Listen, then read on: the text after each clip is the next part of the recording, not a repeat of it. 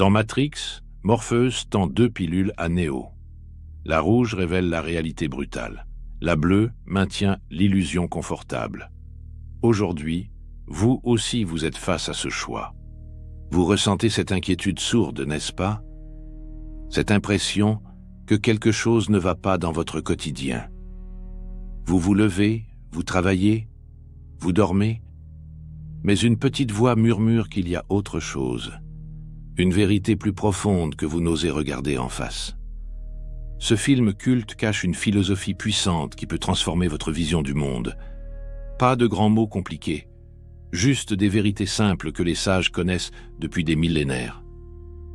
La vraie question n'est pas de savoir si la Matrix existe, c'est de comprendre pourquoi vous choisissez parfois de fermer les yeux. Dans cette exploration, nous découvrirons ensemble 3 révélations essentielles. D'abord, nous verrons comment nous créons nos propres prisons mentales sans nous en apercevoir. Ensuite, nous comprendrons pourquoi la vérité fait si peur et comment l'accueillir avec sérénité. Enfin, nous explorerons ce chemin de liberté intérieure que Matrix nous montre à travers ses symboles. Vous n'avez pas besoin d'être philosophe pour saisir ces enseignements. Ils parlent à cette partie de vous qui sait déjà, cette partie qui vous a amené ici aujourd'hui à chercher quelque chose de plus authentique. Alors, quelle pilule allez-vous choisir? Celle qui vous ramène vers vos habitudes ou celle qui ouvre la porte vers une compréhension nouvelle de vous-même? Si vous êtes prêt à regarder la vérité en face, restez avec moi. Ce voyage commence maintenant. La première chose que vous devez comprendre, c'est que Matrix ne parle pas de machines qui nous contrôlent. Matrix parle de cette voix dans votre tête qui vous dit tous les matins qu'il faut être raisonnable, qu'il faut arrêter de rêver, qu'il faut accepter votre sort. Cette voix qui ressemble à la vôtre mais qui répète les mots de quelqu'un d'autre. La vraie Matrix, c'est votre cerveau qui a appris à vous protéger en vous limitant. Vous connaissez cette sensation quand vous voulez faire quelque chose de nouveau, quand une idée vous traverse l'esprit, quand vous imaginez une vie différente. Immédiatement, une autre voix se lève, plus forte, plus insistante. Elle vous explique pourquoi c'est impossible, pourquoi vous n'êtes pas fait pour ça, pourquoi il faut rester là où vous êtes. Cette voix utilise votre propre intelligence contre vous. Elle connaît tous vos points faibles, toutes vos peurs, tous vos échecs passés. Elle les utilise comme des preuves irréfutables que vous devez abandonner. C'est exactement ce qui arrive à Neo au début du film. Il ressent que quelque chose cloche, mais sa propre logique lui dit que c'est ridicule.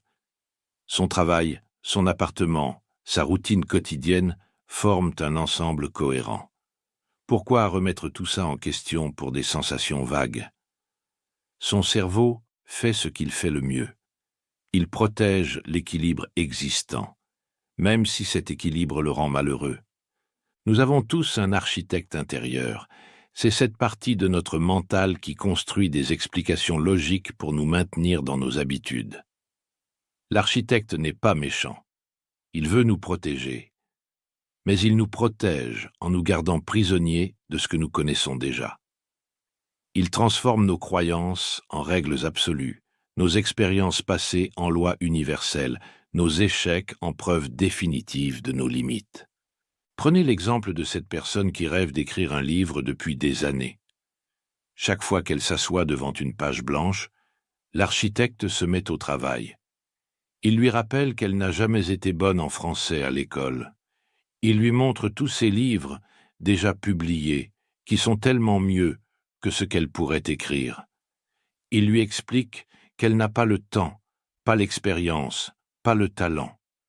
En quelques minutes, l'architecte a reconstruit la prison. La page reste blanche. La personne retourne à sa série télé en se disant qu'elle n'était pas faite pour ça. Mais voici le plus troublant. L'architecte utilise des faits réels. Cette personne n'était effectivement pas brillante en français. Les libraires regorgent effectivement de livres remarquables. Elle n'a effectivement jamais publié quoi que ce soit. L'architecte ne ment pas. Il sélectionne simplement les informations qui confirment ses conclusions. Il ignore tout ce qui pourrait remettre en question sa logique protectrice. C'est ce que les psychologues appellent le biais de confirmation. Notre cerveau cherche instinctivement les preuves qui soutiennent ce qu'il croit déjà. Si vous pensez que vous n'êtes pas doué pour parler en public, vous remarquerez chaque fois que votre voix tremble, chaque regard fuyant dans l'assistance, chaque silence gêné.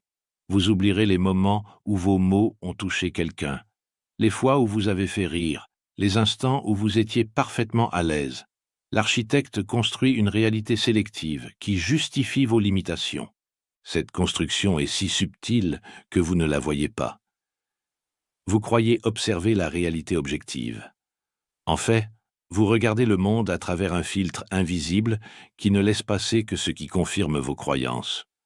Comme Néo qui voit le monde normal alors qu'il vit dans une simulation, vous voyez vos limitations comme des faits naturels alors qu'elles sont souvent des constructions mentales. L'architecte utilise aussi ce qu'on appelle la dissonance cognitive. Quand une information nouvelle contredit ce que vous croyez sur vous-même, votre cerveau ressent un inconfort. Pour retrouver l'équilibre, il a deux choix.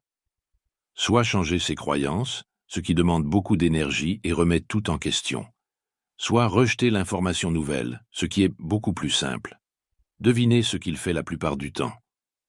Imaginez que vous vous considérez comme quelqu'un de timide depuis toujours. Un jour, lors d'une réunion, vous prenez spontanément la parole et tout le monde vous écoute avec attention. Vos collègues vous félicitent pour votre intervention. Cette situation crée une dissonance. Comment quelqu'un de timide peut-il captiver un auditoire? L'architecte se met au travail. Il vous explique que c'était un coup de chance, que vous connaissiez exceptionnellement bien le sujet, que les autres étaient polis, qu'en temps normal vous n'auriez jamais osé. En quelques heures, l'exception est neutralisée. Vous redevenez quelqu'un de timide, qui a eu un moment d'égarement. Cette tendance s'étend à tout. Nous développons ce que les psychologues appellent l'effet de halo. Une caractéristique influence notre perception de toutes les autres. Si vous vous voyez comme quelqu'un de pas organisé parce que votre bureau est en désordre, vous allez commencer à douter de vos capacités dans d'autres domaines. L'architecte va utiliser ce désordre comme preuve que vous ne pouvez pas mener de gros projets, que vous n'êtes pas fiable, que vous devez vous contenter de tâches simples. Un bureau encombré devient la preuve d'une incompétence généralisée. Nous créons ainsi des chaînes invisibles, comme l'éléphant du cirque qui reste attaché à un petit piquet parce qu'il a appris étant petit qu'il ne pouvait pas s'échapper. Adulte, il pourrait facilement casser cette attache, mais il n'essaie même plus. Son cerveau a intégré la limitation comme une loi physique. Il ne voit plus le piquet comme un obstacle surmontable, mais comme une frontière naturelle de son monde. Vous avez probablement vos propres piquets. Ces domaines où vous ne tentez même plus rien parce que vous avez décidé depuis longtemps que ce n'était pas pour vous. Le sport, les langues étrangères, la technologie, les relations sociales, la créativité, l'entrepreneuriat. Vous avez peut-être essayé une fois, échoué, et l'architecte a transformé cet échec en règle universelle. Maintenant, quand l'occasion se présente, vous ne voyez même plus l'opportunité. Vous voyez juste la confirmation que ce domaine ne vous concerne pas. Le plus ironique, c'est que cette prison mentale porte souvent le masque de la sagesse. L'architecte ne vous dit pas de renoncer par faiblesse. Il vous explique qu'il faut être réaliste, qu'il faut connaître ses limites, qu'il faut accepter qui on est. Il transforme la résignation en vertu, la peur en prudence, l'abandon en maturité. Il vous fait croire que rester dans votre zone de confort, c'est faire preuve de bon sens. Cette sagesse apparente cache en réalité le syndrome de l'imposteur.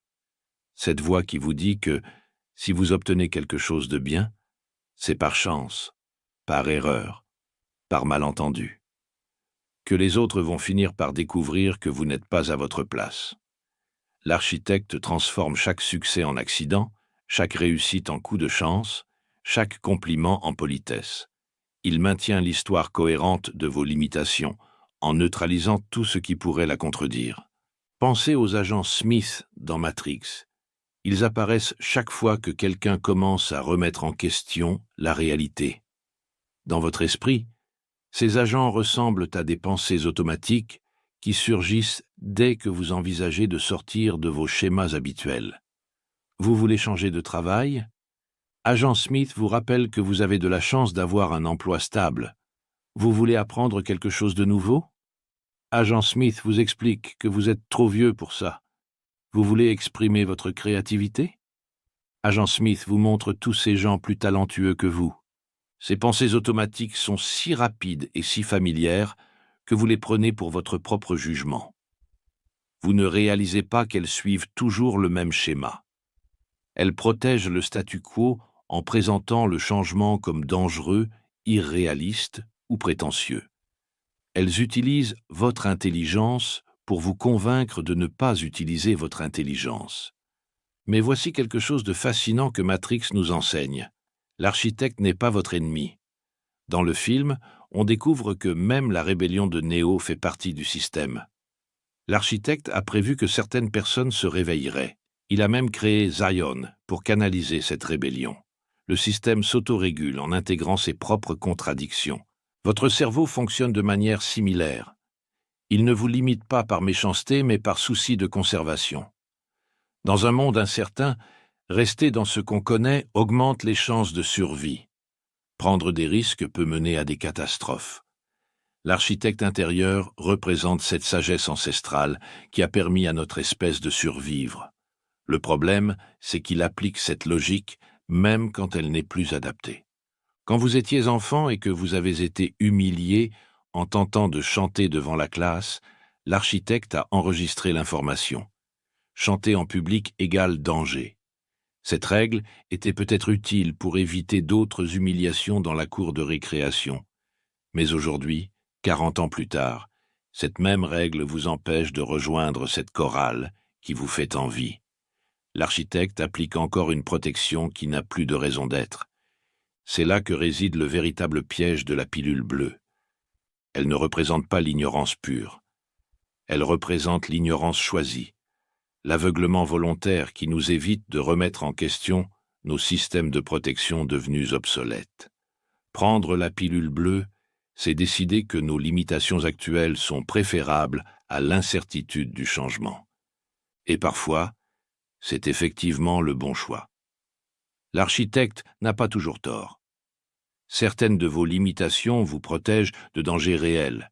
Certaines de vos peurs correspondent à des risques authentiques. Le problème n'est pas d'avoir un architecte intérieur. Le problème, c'est de ne pas savoir quand l'écouter et quand le remettre en question. Matrix nous montre que la vraie liberté ne consiste pas à détruire tous nos systèmes de protection. Même après avoir pris la pilule rouge, Neo doit apprendre à naviguer entre réalité et illusion. Il découvre que certaines règles de Matrix peuvent être pliées, mais pas brisées. Il apprend à utiliser le système plutôt qu'à le combattre frontalement. De la même manière, comprendre votre architecte intérieur ne signifie pas l'éliminer. Cela signifie développer une relation consciente avec cette partie de vous qui veut vous protéger. Reconnaître quand ces alertes correspondent à des dangers réels et quand elles maintiennent des limitations périmées. Apprendre à négocier avec cette voix au lieu de la subir passivement. Car voici ce que Neo découvre finalement. Il n'est pas juste celui qui subit Matrix ou celui qui la combat. Il devient celui qui comprend sa logique profonde et qui peut donc la transformer de l'intérieur. Il ne détruit pas le système, il en change les règles. Vous aussi, vous pouvez changer les règles de votre Matrix personnelle. Mais pour cela, il faut d'abord reconnaître qu'elle existe. Il faut voir ces moments où votre propre intelligence travaille contre vos aspirations profondes. Ces instants où vous vous convainquez que vos rêves sont ridicules, où vous transformez votre peur en bon sens, où vous préférez la sécurité de vos limitations à l'incertitude de votre potentiel. Cette reconnaissance est le premier pas vers une liberté authentique. Pas la liberté de faire n'importe quoi sans conséquence, mais la liberté de choisir consciemment entre protection et expansion, entre sécurité et croissance, entre la pilule bleue et la pilule rouge. Car contrairement à ce qu'on pourrait croire, ce choix ne se fait pas une seule fois. Il se présente à nous chaque jour, à chaque moment, où nous sentons cette petite tension entre ce que nous sommes et ce que nous pourrions devenir. Chaque fois que nous hésitons avant de prendre la parole, chaque fois que nous remettons à demain ce projet qui nous tient à cœur, chaque fois que nous choisissons le confort de nos habitudes, plutôt que l'aventure de l'inconnu. La question n'est donc pas de savoir si vous vivez dans une matrix.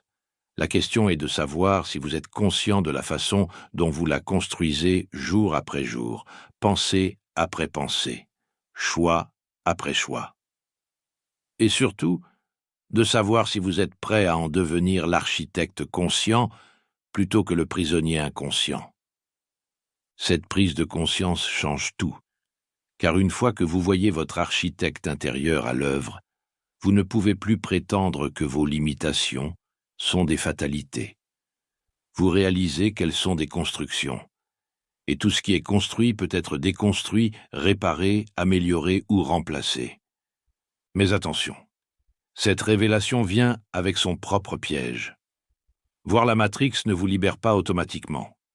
Parfois, cela rend les choses plus difficiles. Car maintenant, vous ne pouvez plus vous cacher derrière l'ignorance. Vous savez que vous avez le choix. Et avoir le choix, c'est avoir la responsabilité. C'est exactement ce qui arrive à Néo après avoir pris la pilule rouge. Sa vie devient infiniment plus complexe et dangereuse. L'ignorance était un cocon protecteur. La connaissance est une charge. Il doit maintenant assumer les conséquences de ce qu'il sait. Et c'est là que nous arrivons à la seconde révélation, celle dont personne ne vous parle vraiment. Vous voulez savoir pourquoi la plupart des gens choisissent inconsciemment la pilule bleue encore et encore? Ce n'est pas par lâcheté, ce n'est pas par paresse, c'est par intelligence. Par une intelligence profonde que notre époque de développement personnel et d'optimisation de soi refuse de reconnaître. L'ignorance n'est pas toujours de la stupidité. Parfois, c'est de la sagesse déguisée. Imaginez que vous découvriez demain que votre partenaire de vie vous a menti sur quelque chose d'important il y a 10 ans. Quelque chose qui n'affecte plus votre relation aujourd'hui, mais qui ébranlerait votre confiance si vous le saviez. Cette vérité vous libérerait-elle vraiment? Ou détruirait-elle simplement quelque chose de beau et de fonctionnel pour satisfaire un principe abstrait? Voilà le paradoxe que Matrix refuse d'explorer. Morpheus présente la pilule rouge comme un cadeau, mais il omet de mentionner son prix réel. Pas seulement le danger ou l'inconfort, le poids psychologique de porter des vérités que vous ne pouvez pas toujours utiliser de façon constructive. Regardez autour de vous. Combien de personnes connaissez-vous qui sont devenues amères après avoir ouvert les yeux? Qui passent leur temps à pointer les problèmes du monde sans proposer de solutions viables?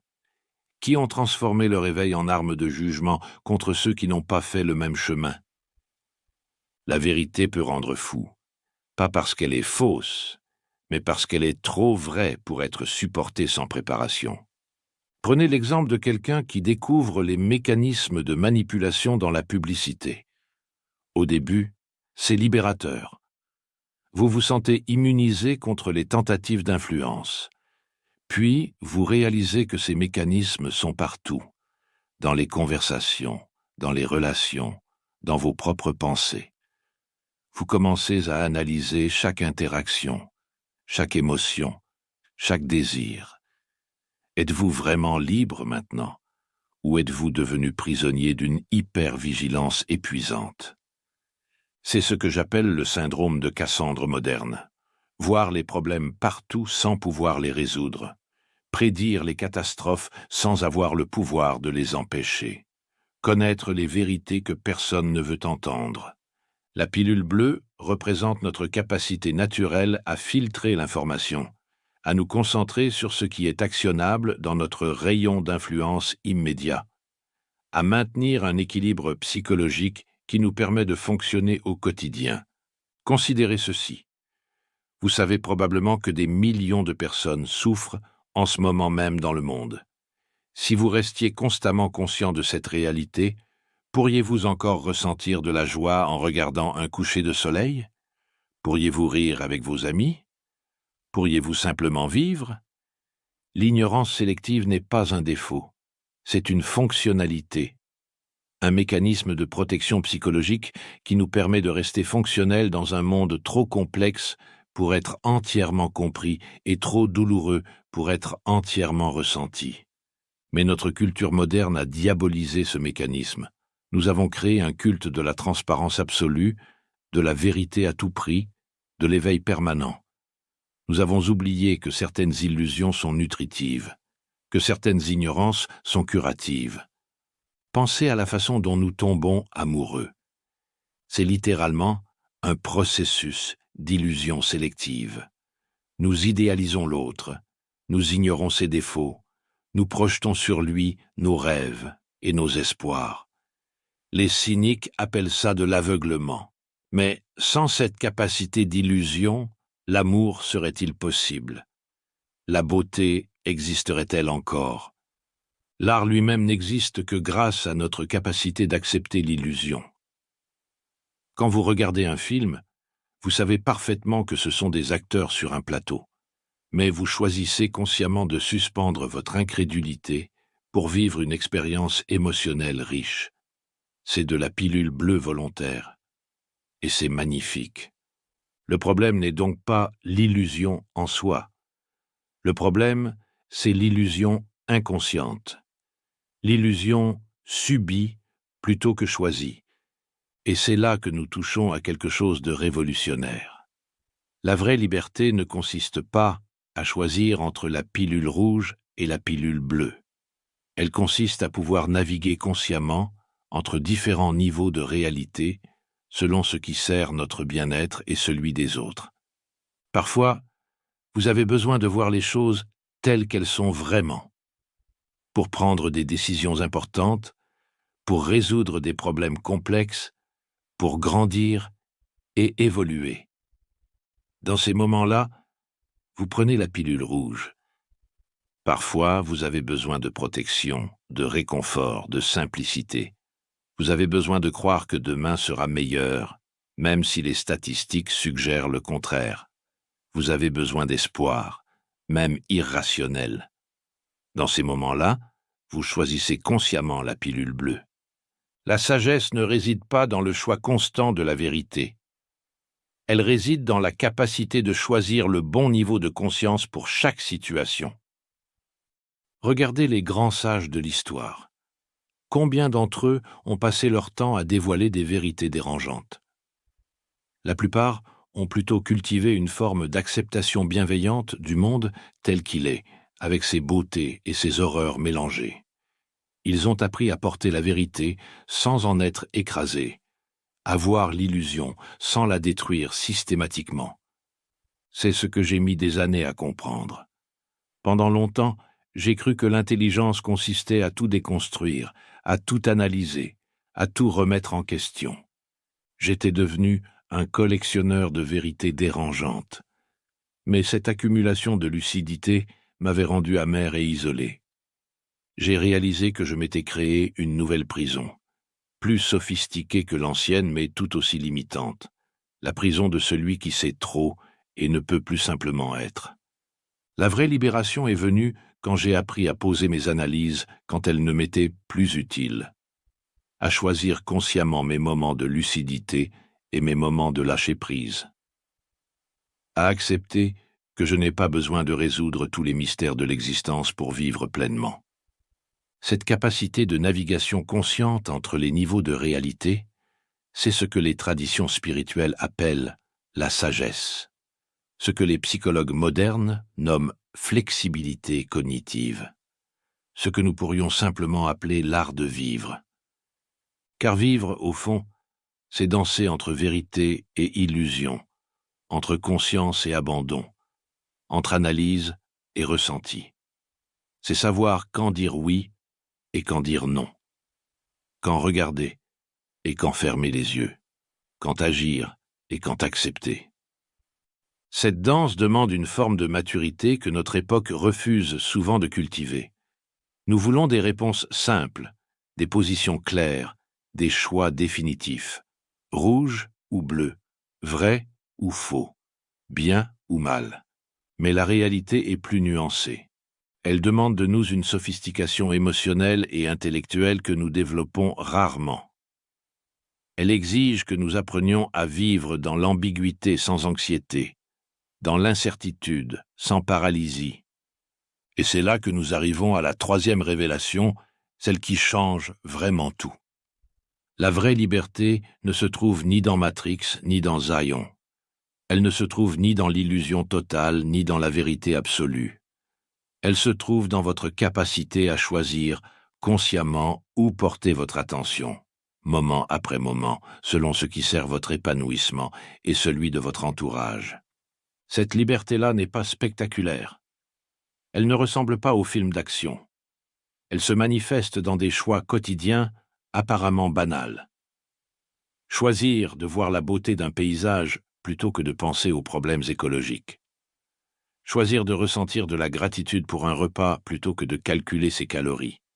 Choisir d'être présent avec un ami qui souffre plutôt que d'analyser les causes de sa douleur.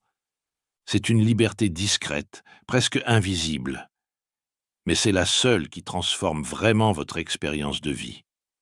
Car au final, vous ne vivez pas dans le monde tel qu'il est objectivement. Vous vivez dans le monde tel que vous choisissez de le percevoir. Et cette perception, vous pouvez apprendre à la moduler consciemment. Nous voici donc arrivés au terme de ce voyage dans les profondeurs de Matrix et de votre psyché. 3 révélations qui changent tout si vous les laissez vraiment s'imprégner en vous.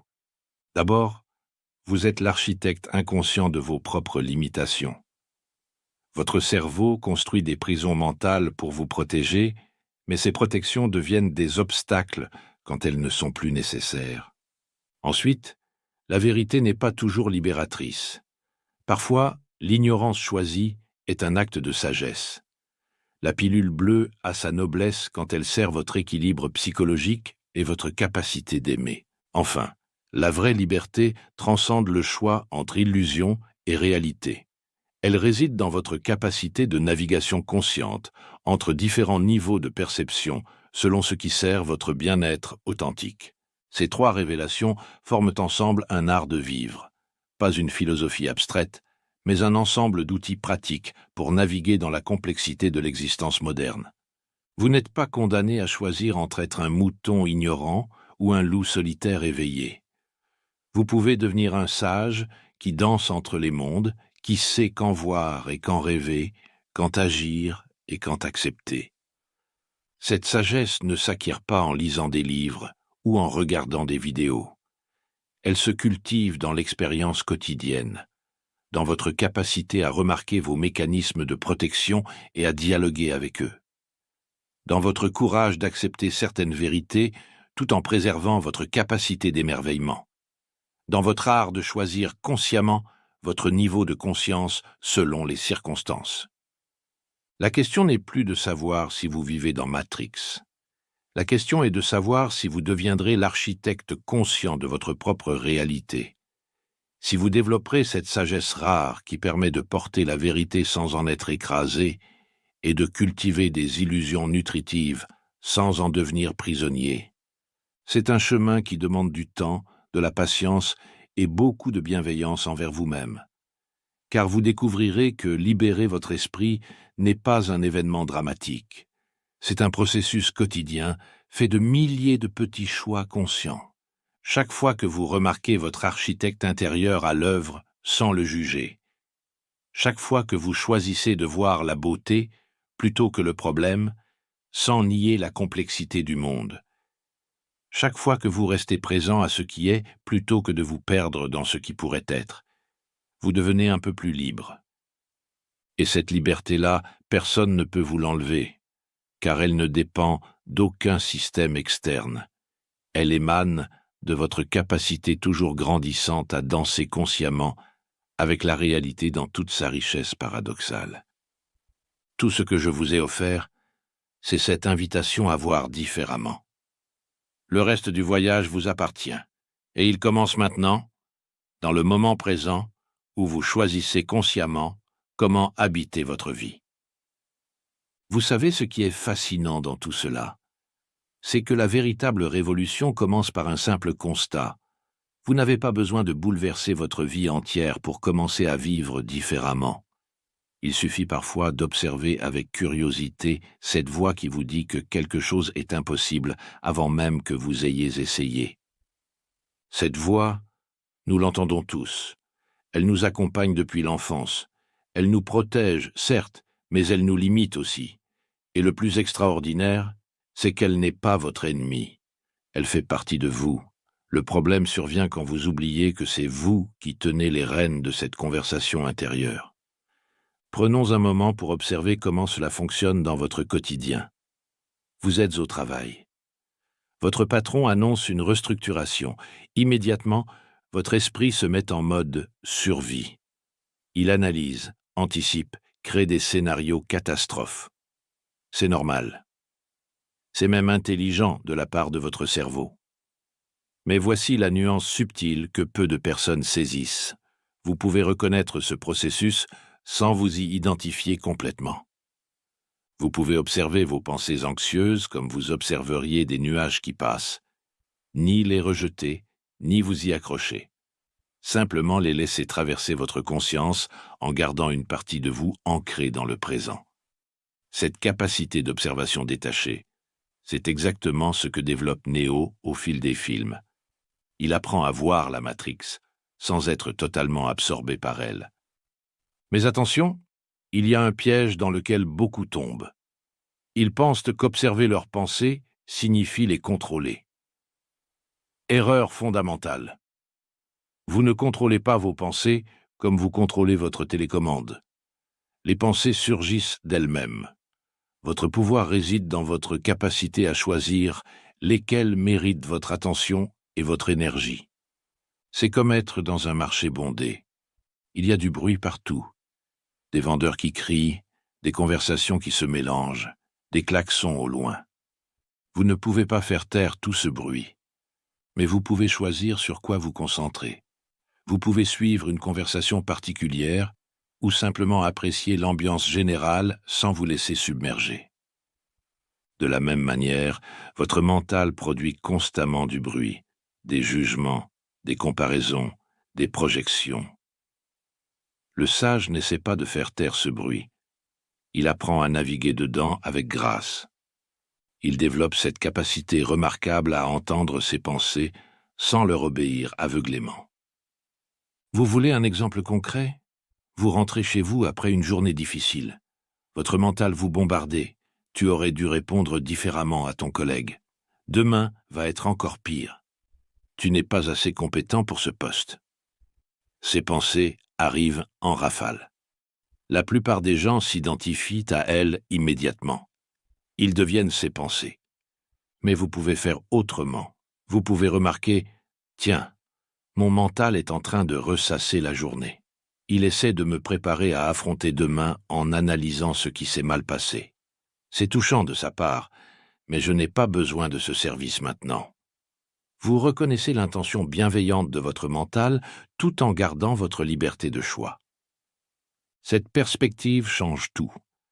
Au lieu d'être en guerre contre vos pensées, vous développez une relation plus mature avec elles, comme un parent sage qui écoute les inquiétudes de son enfant sans céder à toutes ses demandes. Vous accueillez ce que votre mental vous présente avec bienveillance, mais vous décidez consciemment de ce que vous en faites. Et c'est là que quelque chose de merveilleux commence à se produire. Plus vous pratiquez cette observation bienveillante, plus vous réalisez que vous êtes beaucoup plus vaste que vos pensées. Vous découvrez cet espace de conscience qui peut observer sans être emporté. Cet espace qui reste stable, même quand tout bouge autour de lui. Cet espace, c'est votre vraie maison. Pas votre appartement, pas votre travail, pas même votre corps.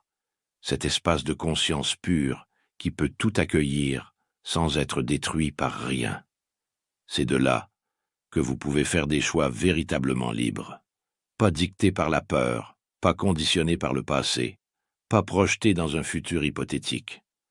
Maintenant, comment cultiver cet espace au quotidien? Pas besoin de méditer 2 heures par jour sur une montagne. Vous pouvez commencer par de tout petits moments d'attention consciente. Quand vous buvez votre café le matin, soyez vraiment présent à cette expérience. Sentez la chaleur de la tasse, le goût du café, l'éveil progressif de vos sens. Quand vous marchez, même sur quelques mètres, sentez vos pieds toucher le sol. Observez le rythme de votre respiration sans essayer de le modifier. Ces moments d'attention pure sont comme des graines que vous semez dans le terreau de votre conscience. Elles vont germer naturellement. L'art subtil consiste à intégrer cette présence dans vos activités habituelles. Vous êtes en réunion? Une partie de vous peut rester connectée à votre respiration, même pendant que vous participez activement. Vous faites la vaisselle. Vous pouvez transformer cette corvée en méditation en mouvement, en étant pleinement présent aux sensations de l'eau tiède, au bruit des assiettes, au mouvement de vos mains. Cette présence n'est pas une fuite du monde. C'est une manière plus riche d'habiter le monde. Vous restez pleinement engagé dans vos responsabilités, mais vous n'êtes plus esclave de vos réactions automatiques. Vous développez cette capacité précieuse à répondre plutôt qu'à réagir. La différence? La réaction est automatique, conditionnée par le passé. Votre collègue vous critique et vous vous braquez immédiatement. C'est une réaction. La réponse, elle, passe par cette pause consciente où vous accueillez ce qui se passe, vous observez vos réactions internes et vous choisissez consciemment comment vous voulez interagir. Cette pause, même infime, change la qualité de vos relations. Les gens sentent quand vous êtes présent à eux plutôt que perdu dans vos réactions internes. Ils sentent quand vous les écoutez vraiment plutôt que quand vous préparez déjà votre réponse. Cette présence authentique est un cadeau rare que vous pouvez offrir à tous ceux qui croisent votre route. Et voici quelque chose que vous découvrirez en chemin.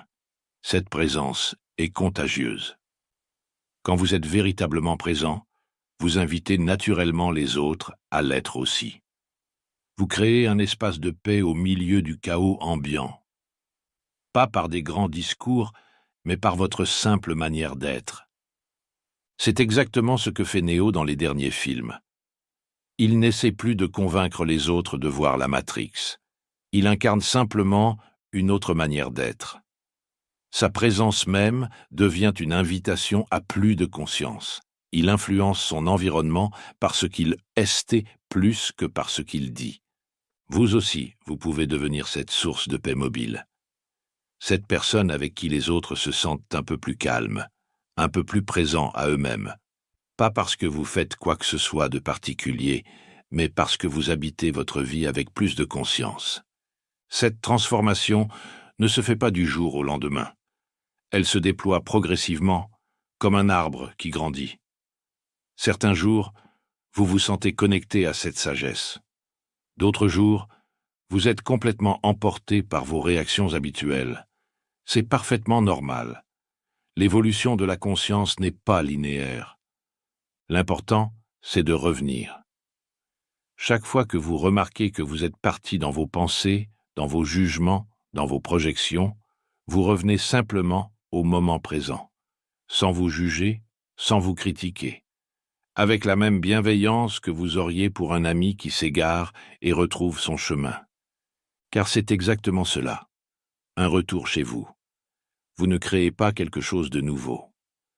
Vous redécouvrez ce qui a toujours été là.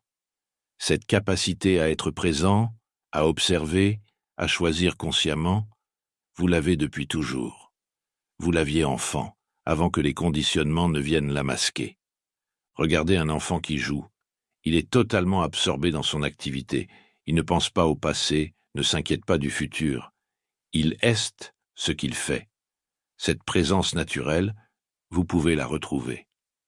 Pas en redevenant naïf, mais en intégrant votre expérience adulte avec cette capacité d'émerveillement. C'est peut-être cela, la vraie maturité spirituelle. Non pas l'accumulation de connaissances ou de techniques, mais cette capacité à rester simple et présent face à la complexité de l'existence, à garder un cœur d'enfant dans un corps d'adulte responsable. Et quand vous cultivez cette présence, vous découvrez quelque chose d'extraordinaire. Les petits moments deviennent précieux. Le sourire de l'employé du café, le chant d'un oiseau que vous entendez vraiment pour la première fois depuis longtemps, la sensation de l'air frais sur votre peau. La vie révèle sa richesse insoupçonnée quand vous êtes vraiment là pour l'accueillir. Vous comprenez alors que le bonheur n'est pas quelque chose à atteindre dans un futur hypothétique. Il est disponible maintenant, dans votre capacité à apprécier ce qui est déjà là. Pas de manière béate ou inconsciente, mais avec cette conscience élargie qui peut voir la beauté, heurter la complexité, la joie, heurter la difficulté, sans avoir besoin de choisir. Cette vision intégrée, c'est exactement ce que Matrix nous enseigne. Ni l'ignorance totale de la pilule bleue, ni l'amertume de ceux qui ne voient que les problèmes. Mais cette sagesse qui peut danser avec tous les aspects de la réalité humaine. Vous devenez alors un pont entre les mondes, capable de fonctionner efficacement dans la réalité pratique, tout en restant connecté à cette dimension plus vaste de l'existence. Vous pouvez payer vos factures, élever vos enfants, faire votre travail, cultiver cette paix intérieure qui ne dépend d'aucune circonstance extérieure. C'est cela, la véritable liberté. Non pas l'absence de contraintes, mais cette capacité à rester libre intérieurement quelles que soient les circonstances. À trouver de la joie même dans les moments difficiles, de la beauté même dans l'imperfection, de la paix même dans le mouvement constant de la vie. Cette liberté intérieure vous rend plus efficace, pas moins. Quand vous n'êtes plus esclave de vos réactions émotionnelles, vous pouvez répondre aux défis de la vie avec plus de créativité et de sagesse. Vous prenez de meilleures décisions parce qu'elles ne sont plus dictées par la peur ou le besoin de contrôler. Et progressivement, vous réalisez que vous n'aviez pas besoin d'être sauvé. Vous aviez juste besoin de vous rappeler qui vous êtes vraiment. Au-delà de vos rôles sociaux, au-delà de vos histoires personnelles, au-delà même de vos pensées et émotions. Cette conscience pure et paisible qui peut tout accueillir et tout transformer par sa simple présence. C'est le véritable message de Matrix. Non pas que vous devez fuir le monde ou le changer de force, mais que vous pouvez le transfigurer en changeant la qualité de votre présence. En devenant pleinement qui vous êtes, vous influencez naturellement tout ce qui vous entoure. Alors commencez maintenant. Pas demain, pas après avoir terminé tous vos projets en cours. Maintenant. Prenez une respiration consciente. Sentez votre corps dans cette chaise. Observez les pensées qui traversent votre esprit sans vous y accrocher. Vous venez de faire le premier pas vers votre propre libération. Un pas que vous pouvez refaire à chaque instant, dans chaque situation. Car la liberté véritable ne se trouve pas au bout d'un long chemin. Elle est disponible ici et maintenant, dans votre capacité à être pleinement présent à ce qui est. Et c'est exactement ce que Néo découvre à la fin. Il n'avait pas besoin de sortir de Matrix pour être libre. Il avait juste besoin d'apprendre à danser consciemment avec elle.